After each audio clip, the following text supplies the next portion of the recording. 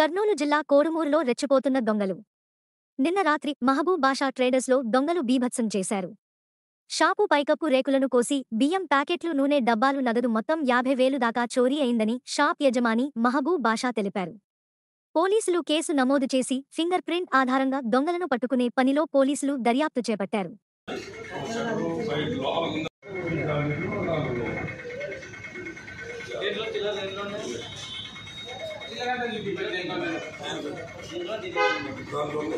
డబ్బా ఉంటుంది డబ్బా ఉంటుంది తీసుకెళ్ళి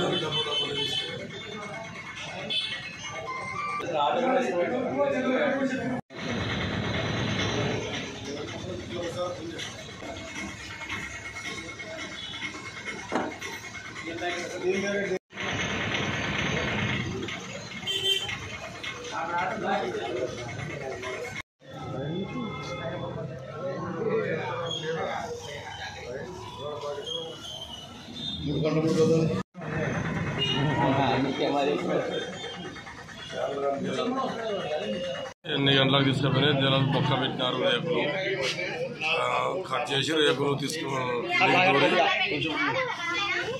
వచ్చి తీసుకుపోయినారు. ఇట్లా పైన కింద నుంచి పైకి లాగినారు, అన్ని తీసుకుపోయినారు. వాళ్ళకి ఆడికి అనుకూలం ఉంటే ఆడికి లేచినారు. ఏమేమి బియ్యము, నూనె డబ్బాలు, ఫ్రీడమ్ క్యాన్లు, చిల్లర డబ్బులు, మొత్తం ఎంత 2,500 దాకా ఉన్నాయి డబ్బులు.